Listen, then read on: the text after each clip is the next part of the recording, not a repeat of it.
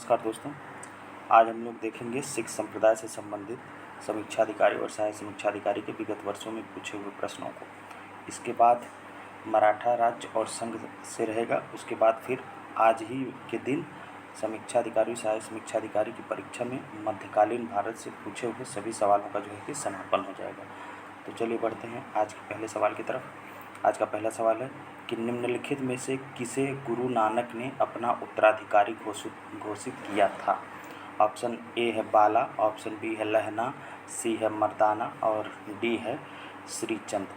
तो दोस्तों, आप लोगों को मालूम होना चाहिए कि सिख धर्म में 10 गुरु हुए थे और उन 10 गुरुओं में से जो पहले गुरु थे उनका नाम था गुरु नानक देव। तो पूछा कि गुरु नानक ने अपना उत्तराधिकारी किसे घोषित किया था। दोस्तों, गुरु नानक जी ने अपना जो उत्तराधिकारी घोषित किया था वो घोषित किया था लहना को।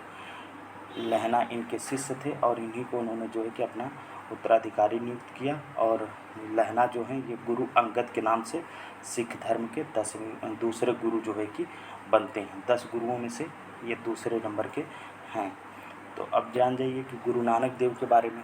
दोस्तों, गुरु नानक देव जो है ये सिख धर्म के संस्थापक माने जाते हैं और इनका जो जन्म स्थान है वो तलवंडी ननकानाबाद वर्तमान में यह पाकिस्तान में स्थित है। और इनकी जो मृत्यु हुई थी गुरु नानक देव की, इनकी मृत्यु हुई थी करतारपुर में। दोस्तों, पूछा जाता है कि सिख धर्म के 10 गुरुओं में से किसने कौन सी प्रथा या कोई चीज़ विशेष की शुरुआत की थी। तो सिख धर्म में जो संगत और पंगत की शुरुआत मानी जाती है ये गुरु नानक देव ने ही शुरू की थी। संगत का शाब्दिक अर्थ होता है गुरु के समीप बैठकर विचार किया जाना, मतलब कि गुरु के समीप बैठकर जो लोग विचार करते थे उस क्रिया पद्धति को संगत कहा गया है।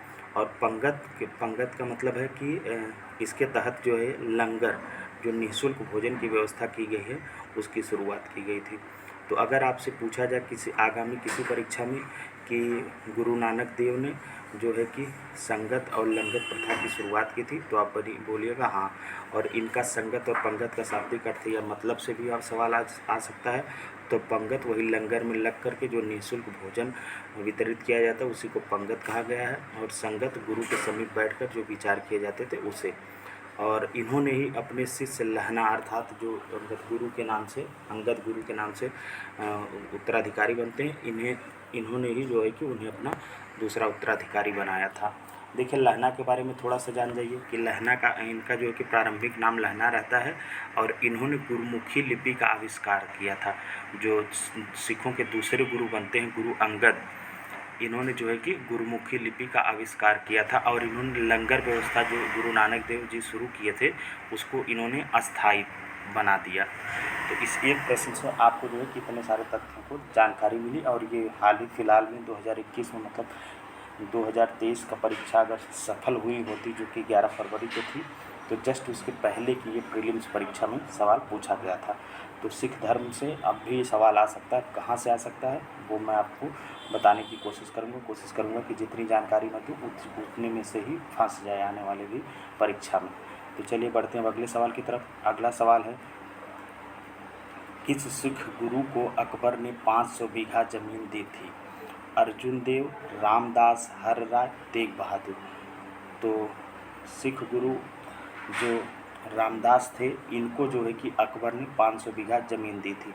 देखिए, चौथे गुरु थे ये रामदास चौथे गुरु थे। और इनके समय में जो है कि मुग़ल बादशाह अकबर थे और इन्होंने इनकी पत्नी का नाम था बीबी भानी, उनको जो है कि 500 बीघा की ज़मीन दान में दी थी और जिसमें इन्होंने एक प्राकृतिक तालाब बनवाया था। और उनकी पत्नी बीबी भानी को अकबर द्वारा जो है कि यह ज़मीन जो प्रदान की गई थी उसमें। और इन्होंने जो है कि इसमें बाद में इसी में अमृतसर शहर बना इसी भूमि पर। और पहले उस शहर का नाम रामदासपुर रखा गया था, परंतु बाद में वहाँ खोदे हुए तालाब के नाम पर उसका नाम अमृतसर रख दिया गया। तो ये जो अकबर ने 500 बीघा ज़मीन जो दी थी वो गुरु रामदास की पत्नी बीबी भानी को दिया था। अब थोड़ा सा गुरु रामदास के बारे में जान जाइए। गुरु रामदास जो थे ये अमरदास जो तीसरे गुरु थे सिखों के, उनके ये दामाद थे। और इन अकबर के द्वारा जो है कि इनकी पत्नी को 500 बीघा जो ज़मीन मिली थी, उसमें हमने आपको बताया है कि इसमें उसी 500 बीघा ज़मीन में इन्होंने जो है कि अमृतसर नगर का बसाया था, और जिसका कि पहले नाम रामदासपुर था। और अपने पुत्र अर्जुन देव को जो है कि गुरु बनवाया इन्होंने। रामदास ने जो है कि ये अपने पुत्र अर्जुन देव को, देखिए जो ऑप्शन ए में दिए हैं, ये इनके पुत्र हैं गुरु रामदास के। इनको उन्होंने जो है कि रामदास जी ने गुरु बनवा दिया, और यहीं से माना जाता है कि गुरु का पद जो है वो वंशानुगत होता है, मतलब कि गुरु पद पैतृक हो जाता है। तो इस एक प्रश्न के माध्यम से आपको इतनी जानकारी मिली। अब बढ़ते हैं अगले सवाल की तरफ। अगला सवाल है कि निम्न में से किस स्थान पर एक प्रसिद्ध सिख गुरुद्वारा अवस्थित है। तो ये उत्तराखंड BCS में पूछा गया, तो ये आपके लिए आप में शायद ही आए, लेकिन इसका जो सही उत्तर है वो है हेमकुंड, जो कि उत्तराखंड के चमोली ज़िले में पड़ता है। चलिए बढ़ते हैं अगले सवाल की तरफ। निम्नलिखित में से किन सिख गुरुओं को तत्कालीन शासकों द्वारा मृत्यु दंड दिया गया था। गुरु अंगद, गुरु अर्जुन देव, गुरु हरगोविंद, गुरु तेग बहादुर। तो इनमें से जो है वो गुरु अर्जुन देव और गुरु तेग बहादुर जो हैं, ये जो है कि तत्कालीन मुग़ल शासकों के द्वारा जो है कि इनको मृत्यु दंड दिया गया था। देखिए, गुरु अर्जुन तथा गुरु तेग बहादुर को तत्कालीन शासक जहांगीर और औरंगजेब के द्वारा, मतलब कि गुरु अर्जुन देव जो होते हैं इन्हें जहांगीर के द्वारा, और जो गुरु तेग बहादुर होते हैं उन्हें औरंगजेब के द्वारा जो है कि मृत्यु दंड दिया गया था। अब देख लीजिए क्यों दिया गया था। जैसे गुरु अर्जुन देव जो माना जाता है कि 1581 से लेकर के 1606 ईस्वी तक गुरु के पद पर रहते हैं। सिखों के ये 5वें गुरु थे। गुरु अर्जुन देव जो कि गुरु रामदास के दामाद थे, ये जो है कि सिखों के 5वें गुरु थे। इन्हें जो है कि सच्चा बादशाह भी कहा जाता है। गुरु अर्जुन देव को सच्चा बादशाह भी कहा जाता है, और इन्होंने ही जो है कि अमृतसर में एक तालाब बनवाया था। इसी तालाब के मध्य में हरमिंदर साहब, मतलब जिसको गोल्डन टेम्पल आज जाना जाता है, और उसका निर्माण इन्होंने 1589 ईस्वी में जो है कि करवाया था।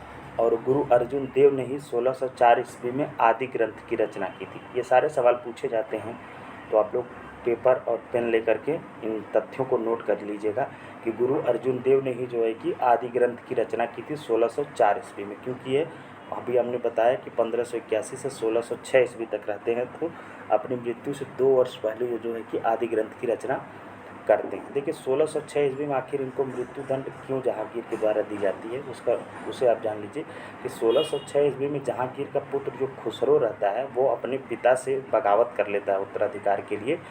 तो उसे ये एक प्रकार से आशीर्वाद देते हैं, मतलब उसका साथ देते हैं गुरु अर्जुन देव। और इस बात से जहांगीर काफ़ी खफा होता है, और उन्हें जो है कि गुरु अर्जुन देव को फांसी की सज़ा दे देता है। और ब्यास नदी के तट पर गोविंदपुर नगर इन्होंने जो है कि बसाया था गुरु अर्जुन देव ने। तो गुरु अर्जुन देव को जहांगीर ने मरवाया या फांसी की सज़ा दी। अब तेग बहादुर जो गुरुओं के सिख गुरुओं के नंबर में 9वें स्थान पर हैं, इन्हें जो है कि औरंगजेब ने जो है कि मृत्यु दंड दी थी।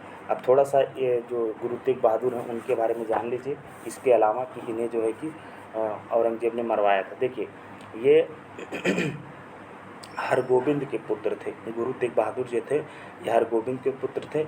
इन्होंने जो है कि पद के लिए, ये गुरुओं में ऐसे गुरु थे कि इन्होंने अपने गुरु पद की प्राप्ति के लिए उत्तराधिकार युद्ध इन्हें जो है कि लड़ना पड़ा था। और औरंगजेब दिल्ली बुलाकर इन्हें इस्लाम धर्म स्वीकार करने को कहता है, परंतु ये न स्वीकार करते हैं, तो इनको क्या होता है, इनको मृत्यु दंड दे देता है औरंगजेब। तो इस तरह से आपने देखा कि गुरु अंगद, गुरु अर्जुन देव, गुरु हरगोविंद और गुरु तेग बहादुर में से गुरु अर्जुन देव और गुरु तेग बहादुर ये 2 ऐसे गुरु हैं जिनको जो है कि मुग़ल बादशाहों के द्वारा इनके समय में इन्हें जो है कि मृत्यु दंड दिया गया था। काफ़ी अच्छा सवाल बनाया था। चलिए अब बढ़ते हैं अगले सवाल की तरफ। अगला सवाल है कि किस सिख गुरु ने विद्रोही राजकुमार खुसरो की सहायता धन एवं आशीर्वाद से की थी।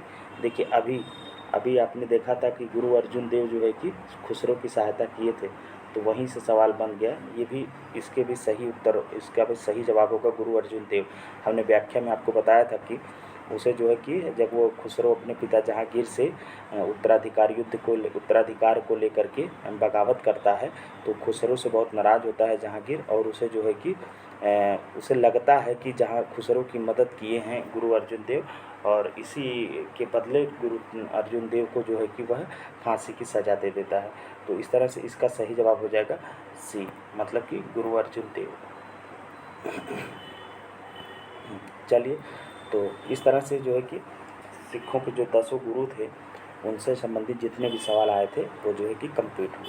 देखिए, एक बार अगर आप लोग इच्छुक हों, मैं तो चाहूँगा कि ज़रूर ऐसा करें। मैं सारे 10 गुरुओं के नाम बारी से बता रहा हूँ क्रम से, और आप लोग नोट कर लीजिएगा, क्योंकि कई बार क्रम लगाने को आता है कि सिख धर्म के जो 10 गुरु हुए थे उनके 2-4 गुरुओं का कहीं से तोड़ करके, चाहे पहले से चौथा, चाहे चौथे से 8वां, चाहे जैसे भी करके दे देगा, और उनका क्रम लगाने को पूछेगा कि कौन से के बाद कौन से गुरु हुए थे। और थोड़ा थोड़ा जनरली नॉलेज में सभी 10 गुरुओं के बारे में आपको दे रहा हूँ, और आप लोग इच्छुक हो तो उन्हें नोट डाउन कर लीजिएगा। देखिए, जो सिख धर्म के जो पहले गुरु हुए थे उनका नाम था गुरु नानक देव।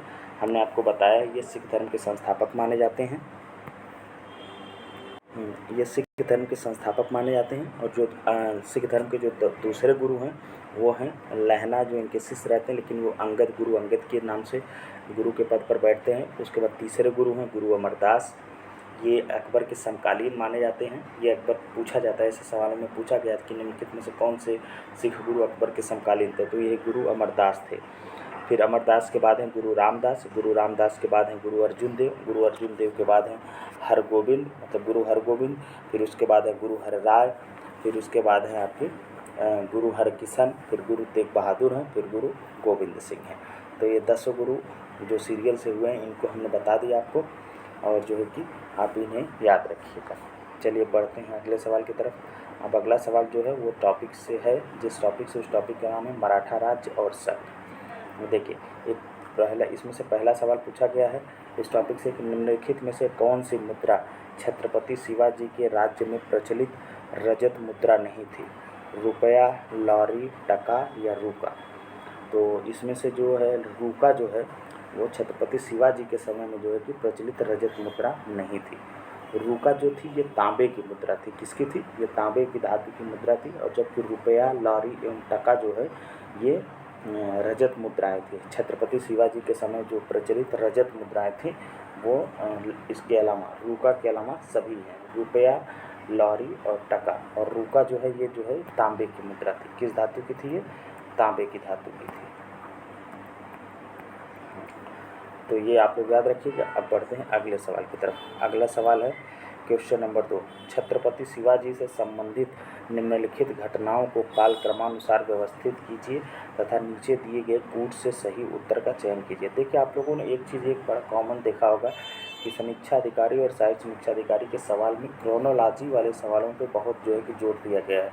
तो आप लोग जब भी किसी भी टॉपिक को पढ़िए, चाहे वो मॉडर्न हिस्ट्री हो, चाहे एंशिएंट हिस्ट्री हो, चाहे मिडावल हो, चाहे आपका पॉलिटी हो, चाहे आपका ज्योग्राफी हो, जो भी चीज़ें पढ़िए, या वर्ल्ड ज्योग्राफी में जब चीज़ें पढ़िए, मैपिंग पढ़िए, तो उनका north to south, south to north, या वेस्ट टू ईस्ट, या ईस्ट टू वेस्ट, ऐसे ऑर्डर लगाने के स्थानों को पूछता है। तो इन चीज़ों को आप ध्यान में रख के पढ़िए। अब देखिए, पहली घटना जो है वो पहली घटना है इसमें कि चाकन के किले पर विजय।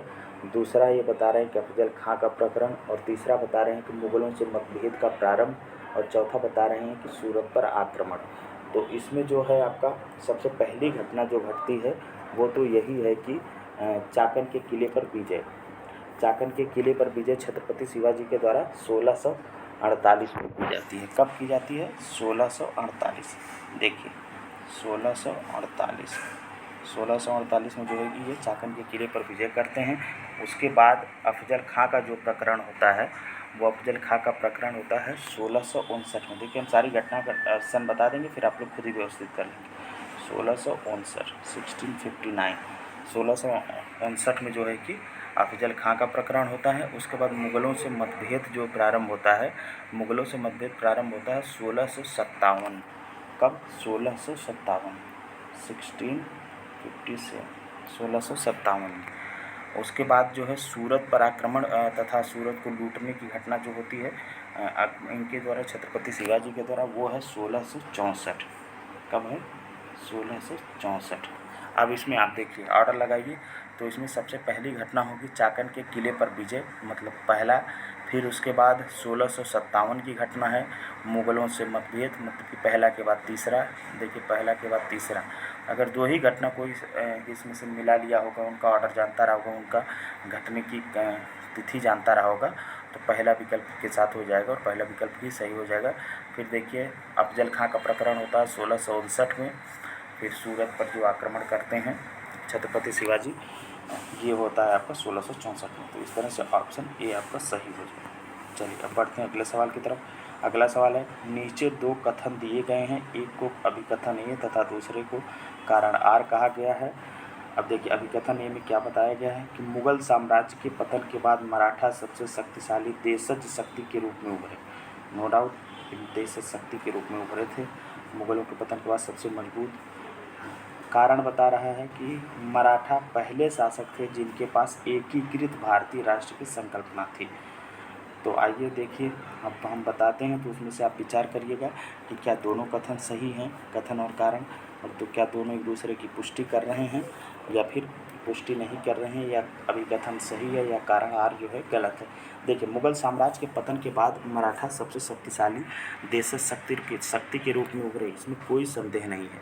और मराठा शक्ति के उदय का जो आधार था वो महाराष्ट्र के संपूर्ण निवासी थे, जिन्होंने जाति, भाषा, धर्म, साहित्य और निवास स्थान की एकता के आधार पर राष्ट्रीयता की भावना को जन्म दिया।